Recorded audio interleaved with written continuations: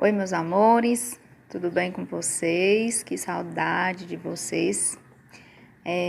Para a gente continuar aqui a nossa matéria, né? Eu vou mandar o vídeo aula para vocês referente ao último slide que eu passei, tá? O último slide foi sobre a síndrome do ovário policístico, né? Já teve até algumas pessoas que me procuraram para fazer algumas perguntas, né? Até mesmo perguntas pessoais em relação a esse tipo de doença, né, que acomete a mulher, né? E hoje a gente vai descobrir um pouquinho mais, né, sobre ela, tá? Essa síndrome do ovário policístico, né, também conhecida como SOP, é um distúrbio endócrino, né, que vai provocar alteração dos níveis hormonais, levando à formação de cisto no ovário policístico, no ovário, né, que vai levar, que faz com que esse ovário ele aumente de tamanho, tá? Sua causa ainda não é totalmente esclarecida, né? A hipótese é que ela tem uma origem genética e estudos indicam que é possível ligação entre a doença e a resistência à insulina no organismo, gerando um aumento do hormônio na corrente sanguínea que provocaria um desequilíbrio hormonal, tá? Aqui eu ainda coloquei, né, que ela não é totalmente esclarecida, mas que é quase 100%, né, que eles, hoje a grande maioria dos médicos, né, já colocam como uma doença, né, ligada a essa resistência à ação da insulina, tá? Então, quando a gente tem um aumento, né, da insulina na corrente sanguínea, vai provocar esse distúrbio, né, aumento lá de testosterona, né, que não vai deixar com que a mulher tenha essas maturação, né, dos seus óvulos, tá? E com isso vai aumentando esses óvulos, né, de tamanho, ele vai ele aumenta o seu tamanho, mas ele não consegue maturar, né, para entrar no seu processo lá de fertilidade. Segundo, né, o Serviço de Endocrinologia do Hospital das Clínicas de São Paulo, a síndrome do ovário policístico atinge cerca de 7%, né, das mulheres na idade reprodutiva, né? Eu acredito que até seja um pouco maior, né? Mas eu peguei esses dados porque é um dado comprovado, né? Então, 7% das mulheres na idade reprodutiva possuem, né, a síndrome do ovário policístico. A SOP, ela pode contribuir, né, com o surgimento de muitas doenças, como diabetes, né, alteração do colesterol, aumento de peso e da pressão arterial. Pode até causar câncer de útero se não for adequadamente tratada, tá? Então, é uma doença que muitas vezes a gente fala assim, a gente encontra, né, mulheres que teve o caso, né, tem o caso de ovário policístico e tentava engravidar, não conseguia até que engravidou. Outras a gente já escuta assim, ah, não, menina, eu tinha, né, ovário policístico, engravidei rapidinho. Tá, né, o engravidar nem é tão a grande preocupação. A grande preocupação é o desenvolvimento, né, de outras doenças durante essa gestação, né, ou até mesmo após a gestação, tá? Que a mulher pode desenvolver aí um diabetes, né, um aumento de colesterol, ela pode se tornar hipertensa, né? Então a gente tem grandes problemas, né, que podem ser acarretados simplesmente por causa dessa síndrome, tá? Os sintomas. A falta crônica, né, de ovulação ou a deficiência dela é a principal dos sintomas, o sinal do sintoma, tá? Então, como tem lá a presença, né, a liberação do hormônio de testosterona, né, ele não vai deixar com que a gente consiga ovular, tá? Então, por isso que a grande maioria das vezes, né, quem tem a SOP, né, de uma forma desregulada, ela não vai ter tão regular a sua menstruação. A sua menstruação ela vai ser presente de forma irregular, tá? E isso aí pode ser um dos sinais. Em conjunto, né, outros sintomas podem ajudar a detectar essa doença, como atraso, né, na menstruação, que eu acabei de falar, aumento do pelo do rosto, né, seio e abdômen. Por que isso acontece? Pela presença, né, o aumento do nível de testosterona na corrente sanguínea, né, dessa mulher, tá? Então, a mulher, ela acaba aumentando, né, ali a quantidade de pelo, né, tanto na face, né, pelo corpo, aumento do seio, do abdômen, né, acne também, obesidade, tudo isso aí por esse desequilíbrio hormonal, tá? O diagnóstico. Para realizar o diagnóstico, né, da SOP, são necessários exames clínicos, né, ultrassom ginecológico e também exames laboratoriais, tá? Então, vai avaliar o nível de hormônio através desses exames de laboratório.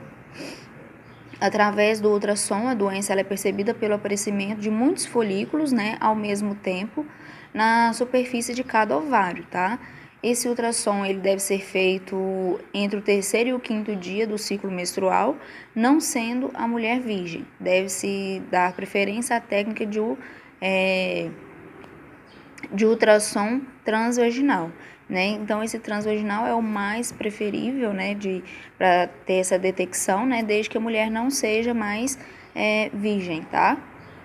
Que aí, se ela for virgem, tem que achar outro método, né, para fazer essa descoberta. A prevenção. Para prevenir a síndrome do ovário policístico, é recomendada a dieta leve e completa, né, acompanhada de exercício físico, tá? Por quê? Porque é simplesmente o descontrole, né, à insulina, né, ao hormônio insulina. E com isso, né, a gente tem esse descontrole da insulina através da nossa alimentação e a falta de exercício físico. Mulheres que estão acima do peso, né, têm glicemia, pressão arterial e taxa de colesterol elevadas, fazem parte do grupo de risco da doença.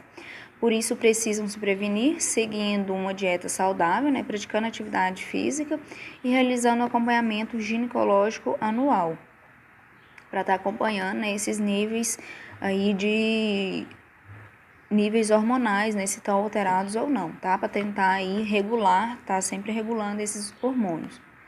Tratamento e os cuidados. O tratamento da síndrome do ovário policístico, ela vai depender, né, dos sintomas que a mulher está apresentando e do que ela vai pretender, né? Por exemplo, se a mulher ela pretende engravidar, é claro que ela não vai poder usar, né, fazer o uso do contraceptivo, do anticoncepcional, tá? Isso aqui só vai caber ao médico, né, e também à paciente, a avaliação do seu melhor tratamento. Mas para isso é fundamental questionar se a paciente pretende ou não engravidar. É o que eu acabei de falar com vocês, né? Para fazer o uso do hormônio, né, no caso aí dos anticoncepcionais, a gente precisa saber se a mulher, né, no caso o médico precisa saber se a mulher, ela pretende, né, ela tem uma pretensão de engravidar ou não. Os principais tratamentos são os anticoncepcionais, né, orais, isso aqui já está caindo por terra, né, porque ela, como é um distúrbio, né, de nível, do grau, né, da resistência da insulina, eles já estão colocando como atividade física e controle, né, da alimentação em primeiro lugar, tá? Depois que vão partir para essas partes aqui de anticoncepcionais, tá? Antigamente tem ovário policístico, taca anticoncepcional. Hoje em dia não, hoje tem toda avaliação, que a gente sabe também que os anticoncepcionais, eles possuem, né, riscos para mulheres, para nós mulheres, é uma bomba de hormônio, então a gente não é tão... tem muitos médicos, né, que não gostam de fazer essas prescrições de forma imediata, a não ser que não tenha mais recursos, né, outros métodos para fazer antes de fazer o uso do anticoncepcional, tá? Não havendo desejo de engravidar, né, grande parte das mulheres se beneficia com o tratamento à base dos anticoncepcionais orais. A pílula melhora os sintomas do aumento do pelo, né, aparecimento de espinhas, irregularidade menstrual e também em relação às cólicas, tá? Tem esses benefícios sim, mas hoje existem médicos que já encontraram outro tipo de método, né, através da alimentação, atividade física e outros tipos também, até mesmo medicações mais naturais, que conseguem também, né, que conseguem trazer esses tipos de benefícios, tá? Não há uma pílula específica para o controle dos sintomas. Existem pílulas que têm efeito melhor sobre a acne, espinha e a pele oleosa. Mulheres, né, que não podem tomar a pílula se beneficiam de tratamentos à base de progesterona, né, que também aí é um tipo de hormônio, tá? A cirurgia, né, ela é cada vez mais os métodos cirúrgicos, né, para a síndrome do ovário policístico tem sido abandonado, em função da eficiência do tratamento com os anticoncepcionais, tá?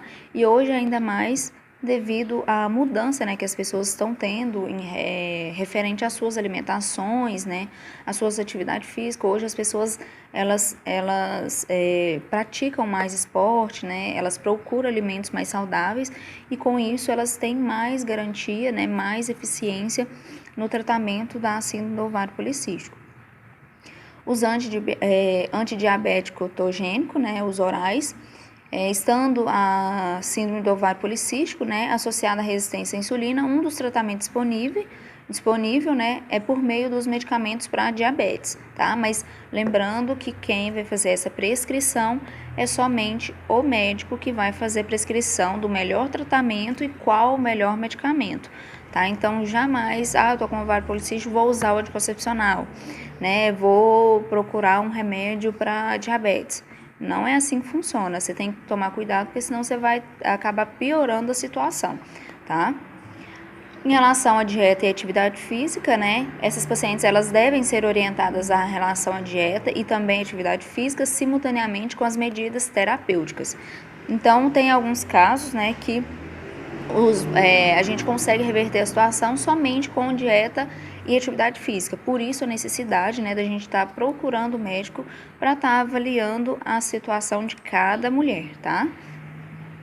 E aqui, se no último caso, né, a mulher não está conseguindo ovular, ela pretende engravidar, né, não consegue ovular, tá mais, ela não consegue através da alimentação fazer esse controle, né, e quer engravidar, ela não vai fazer o uso de anticoncepcional, porque senão ela não vai engravidar, né?